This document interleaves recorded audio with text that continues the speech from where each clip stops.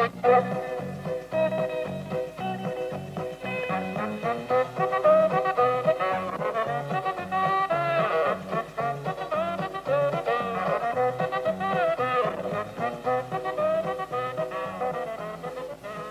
Expo of 1986 was held in the beautiful city of Vancouver over a period of 5.5 months. Its coming was heralded by the phenomenal 17-story geodesic pavilion built 1 year before. This gem-like centerpiece was a prominent feature and visible from many vantage points over the city. Covering 70 hectares with more than 80 pavilions, the main site was on the north shore of Souths Creek, but the Canada Pavilion was on the beautiful Burrard Inlet.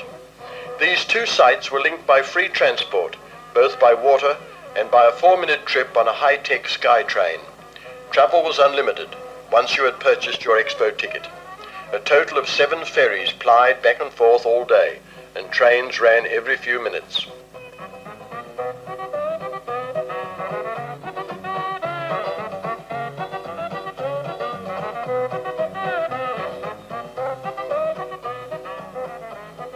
The theme for the exhibition was transport and communication.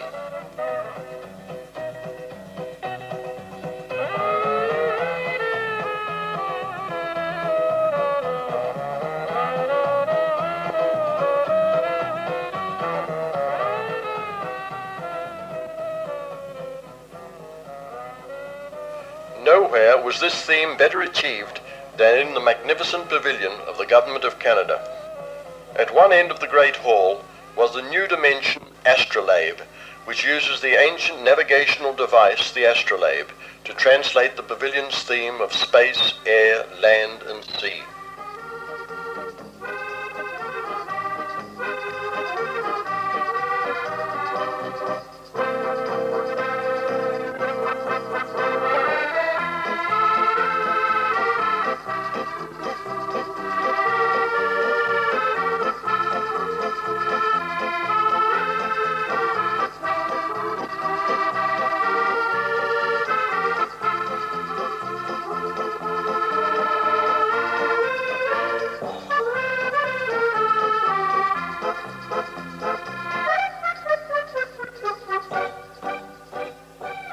If you have never seen a flying saucer, then look.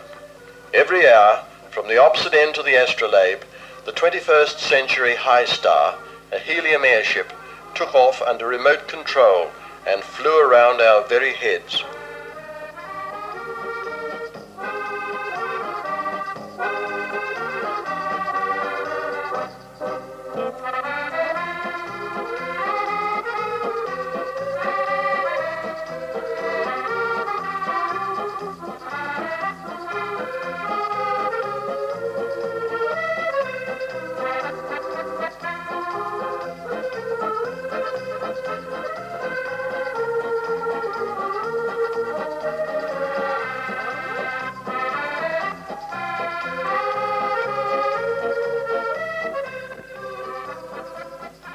Outside the Canada Pavilion, the international cruise ships came and went at the rate of 1 a day, when their human contents were whisked through a spectacle which could have taken weeks to view in depth.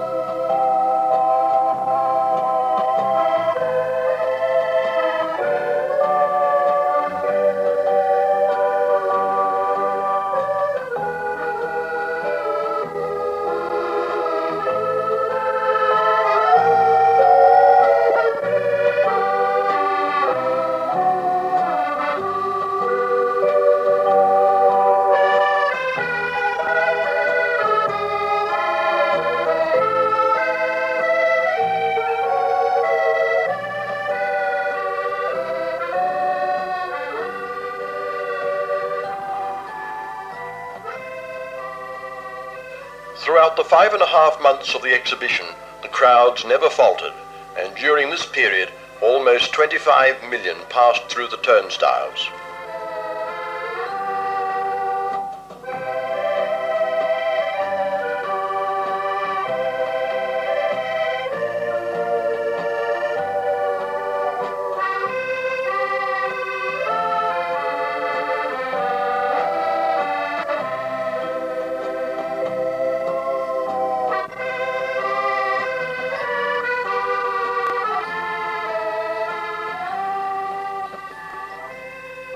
Theoretically, the best way to get from one pavilion to the next was on the cable cars, or else the monorail.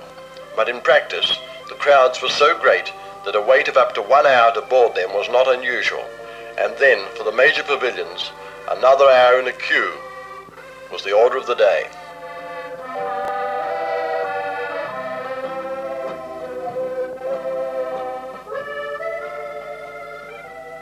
The whole 70 hectares were divided into 6 different colour areas: yellow, green, pink, blue, red and purple.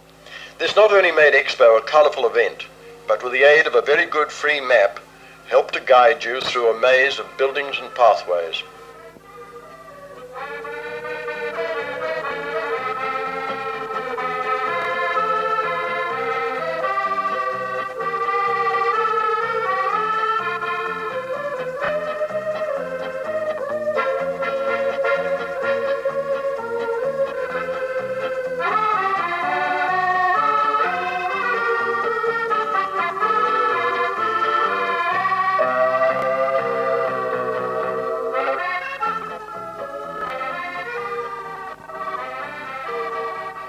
The 5.4 kilometre free monorail performed a round trip of the main Expo site in 20 minutes, with stops at each colour zone along the way.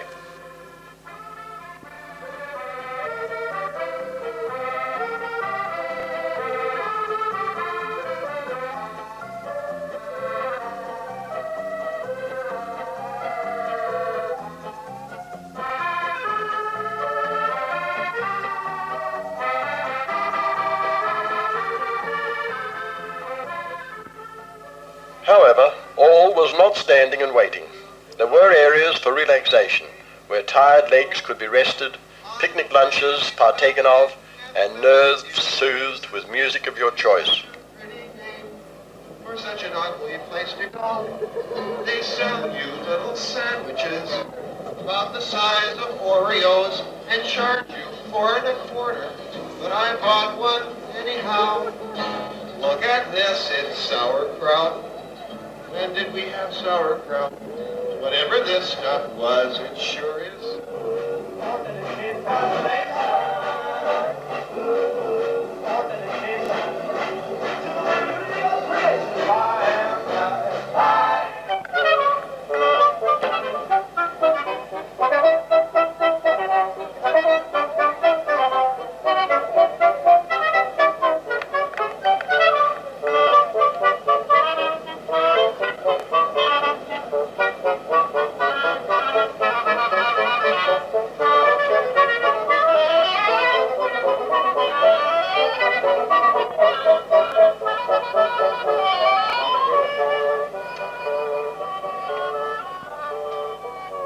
In all, 56 countries participated, as well as 12 provinces, territories and states.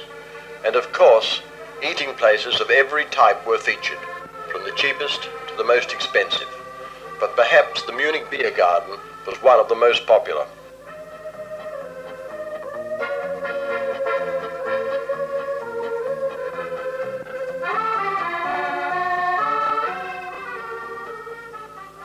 In the Kodak Arena, performing lions and their very attractive trainers entertained the crowds. Before they were entertained by 2 very accomplished girls, first riding push bikes and then motorcycling in a wire sphere.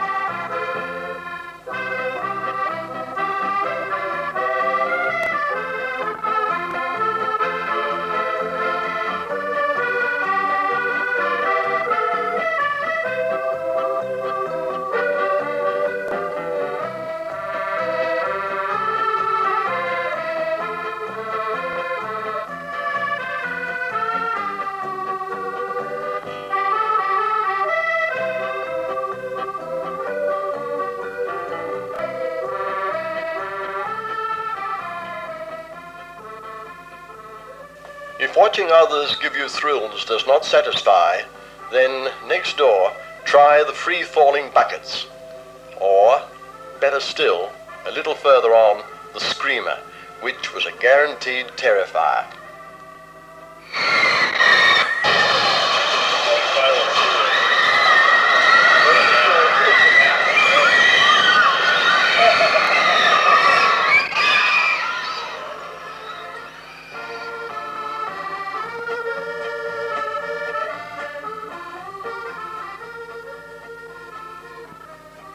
In keeping with the theme, transport and communication was a display of old ships from many parts of the world, including a replica of Sir Francis Drake's The Golden Hind.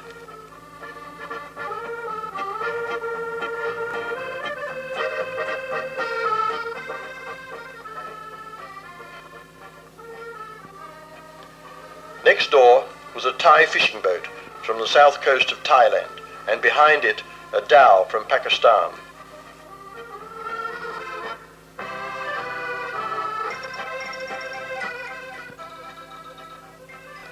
A Lakatoi from Papua New Guinea, and a Sengo Kubuna from Japan, a cargo ship used in the domestic trade during the 1600s.